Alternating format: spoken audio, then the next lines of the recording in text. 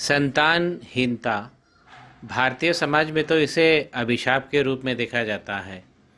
हथेली में किस प्रकार हम साइन देखते हैं जो हमको पहले ही बता देते हैं कि संतानहीनता का योग होगा।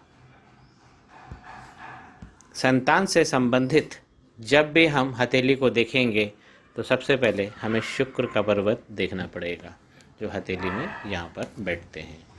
आज हम केवल जो संतानहीनता है उसी को कवर करेंगे। यहाँ से हम देखते हैं और संतान का जो साइन होता है वो ये रेखा होती है। यहाँ ये एक बेस लाइन होती है हमारे अंगूठे की, और अंगूठा जो होता है ये अंगूठा जो है ये शुक्र के पर्वत से जुड़ा हुआ होता है। तो अंगूठा क्या है? अंगूठा एक टावर है और पर्वत है शुक्र, जो हमें कला, सौंदर्य, धन, धान्य, जीवन के सारे सुख, ऐश्वर्य, आराम, लग्जरी, विलासिता, हीरे जवाहरात, नाम, फेम, गुडविल सब देता है और उसका ये टावर है। इसलिए अंगूठे को उंगली ना मानकर एक दिव्य अंग माना गया है, क्योंकि अंगूठा बहुत काम करता है और जिस तरीके से वो अलग अलग दिशाओं में टर्न हो जाता है, आप उसको मूव कर सकते हो, उस प्रकार उंगली नहीं कर सकती है, इसलिए इसे खास कहा गया है। तो एक बार पुनः देखते हैं। ये है शुक्र का पर्वत,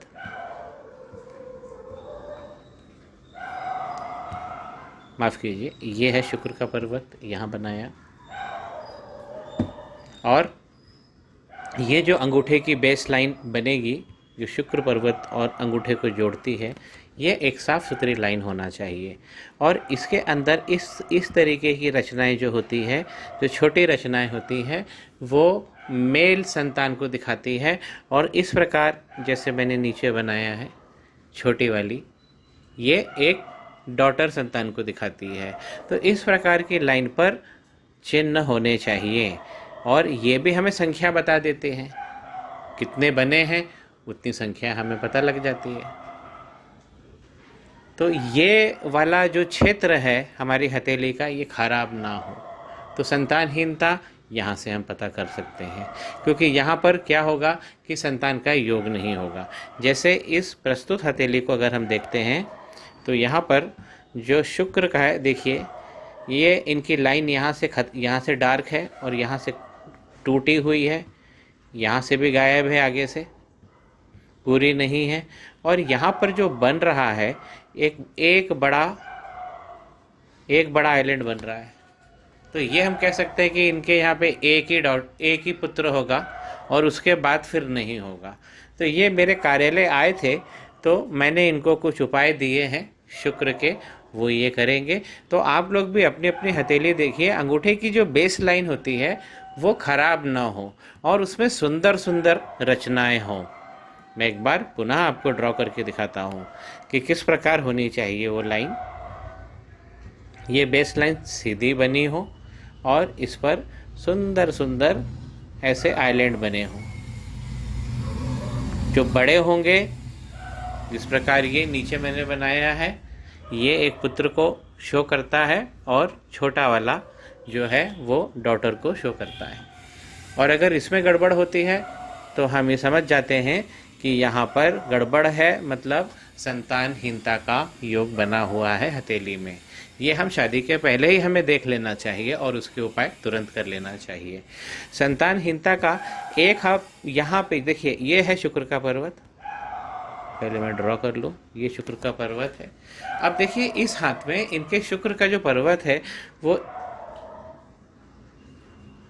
यहाँ से काफ़ी फूल गया है, बहुत ज़्यादा फूल गया है, तो ये शुक्र ओवर एक्टिव हो गए हैं।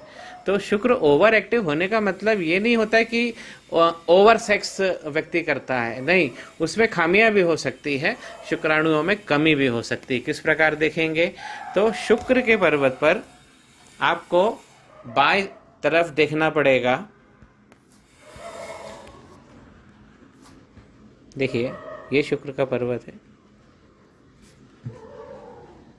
ये शुक्र का पर्वत है, और आपको ये वाला एरिया में देखिए, इस एरिया में डिप्रेशन या कोई मोटा कोई तिल बन गया या कोई जाला बन गया या कोई यव, कोई लाइन दौड़ रही है उसमें यव पड़ गया, इस तरीके के साइन नहीं होने चाहिए। ये भी एक नकारात्मक साइन है। तो और यहाँ पे अगर कोई नकारात्मक साइन बनता है तो पुरुषों में ये शुक्राणु से के भाव में कमी दिखाता है, उससे संबंधित कुछ चीज़ें व्यक्ति को, जातक को हो सकती है। और महिलाओं में क्या दिखाता है? महिलाओं में फैलोपियन ट्यूब से जुड़ी हुई कोई प्रॉब्लम को दिखाता है, और ये भी सेक्स के भाव में कमी करता है, हमारी जो सेक्सुअल लाइफ होती है उस भाव में कमी दिखाता है। और यहाँ पर अगर कोई जातिका है, अगर उसके बाएं हाथ में, एक बार और मैं पहले, ये शुक्र का पर्वत है और यहाँ मैं बाएं तरफ बात कर रहा हूँ, यहाँ पे कोई डिप्रेशन हो, लाइन हो, तिल पड़ा हो, जाल हो, गड़बड़ हो जाता है। तो पुरुषों में ये शुक्राणु से जुड़ा हुआ है, उस भाव में कमी दिखाता है, तो ये भी एक संतानहीनता का एक योग बनाता है। और अगर स्त्री जाति का है और वो अपना बायां हाथ देखिए, और अगर इसी क्षेत्र में कहीं उनको गड़बड़ मिलती है, तब स्त्रियों में ये फैलोपियन ट्यूब की प्रॉब्लम को दिखाता है, उस भाव में कमी दिखाता है। उनकी जो सेक्सुअल लाइफ होती है वो भी नॉर्मल नहीं होती है। और फॉलिसिल की प्रॉब्लम महिलाओं में होती है, ये फॉलिसिल की प्रॉब्लम को की तरफ भी इंगित करता है, क्योंकि इस थेरेपी में बहुत सारी प्रॉब्लम महिलाओं को होती है। एक हार्मोनल थेरेपी से गुजरना पड़ता है और वो काफ़ी कष्टप्रद होता है।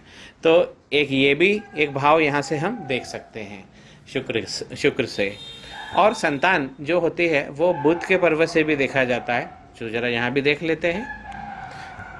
यहाँ पर जो विवाह की रेखा बनी है, मैं पहले बना दूँ, ये जो ब्लू लाइन बनी हुई है ये इनकी विवाह की रेखा है। और आप देखेंगे कि ऊपर से यहाँ से भी एक लाइन ने काट दिया है। मैं थोड़ा इसको और डार्क करके बता दूँ, देखिए एक ऊपर से लाइन आ रही है और काट दिया है, एक लाइन और है वो भी उसने भी काट दिया है। तो ये जो लाइन कट रही है बुध पर्वत पर, मैरिज की लाइन, इससे भी संतानहीनता का हम पता लगाते हैं। और बुध के पर्वत पे अगर इस तरीके का निशान बनता है तो ये इसकी थेरेपी थोड़ा लंबी होती है। तो इसीलिए मित्रों, अगर जितना जल्दी हो सके अपने अपने शुक्र को पर्वत को देखिए। और संतानहीनता का अगर कहीं योग बना है, किसी को लगता है कि यहाँ पे थेरेपी चाहिए, तो ज़रूर शुक्र की थेरेपी करिए। और शुक्र की सबसे अच्छा जो शुक्र का उपाय जो बताया गया है वो श्री सूक्तम बताया गया है। मित्रों, आज मैं इस वीडियो के माध्यम से आपको बताऊं कि शुक्र को जब भी अच्छा करना हो, जब भी हमें उनसे पावर लेना हो, तो हम श्री सूक्तम का पाठ करते हैं। लक्ष्मी किसी भी रास्ते आती ही है आपके पास में, और वो लक्ष्मी ठहरती भी है। नित्य करिए श्री सूक्तम का पाठ। मित्रों, आज है गुरु पूर्णिमा, और श्री सूक्त का अगर कोई पाठ आज से चालू करता है तो बहुत जल्दी लक्ष्मी का फल पा लेगा। 3 मंत्र, सिद्ध मंत्र कहे गए हैं, जिसमें सबसे प्रथम है गणेश अथर्वशीर्ष। ये बच्चों को पढ़ना चाहिए। आज गुरु पूर्णिमा है, आप सभी लोगों को गुरु पूर्णिमा की बहुत बहुत बधाई।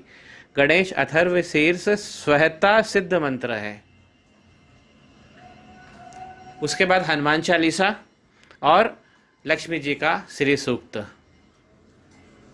श्री सूक्त को आप दूसरे स्थान पर रखकर अगर पढ़ेंगे तो और अच्छा रहेगा। तो आज एक विशेष दिन है। अगर आज के लिए भी आप करते हैं तो गणेश अथर्वशीर्ष, श्री सूक्त और हनुमान चालीसा, ये तीनों मंत्रों का पाठ आप जरूर करें। आज गुरु पूर्णिमा, आप सबको पुनः बधाई। ये तीनों मंत्र स्वहता सिद्ध मंत्र हैं, कहीं जाने की जरूरत नहीं है, कोई गुरु नहीं, ये सीधा भगवान से जोड़ने वाले मंत्र हैं तीनों। श्री गणेशाय नमः। माँ सरस्वती नमस्तुभ्यम। पुनः बधाई गुरु पूर्णिमा।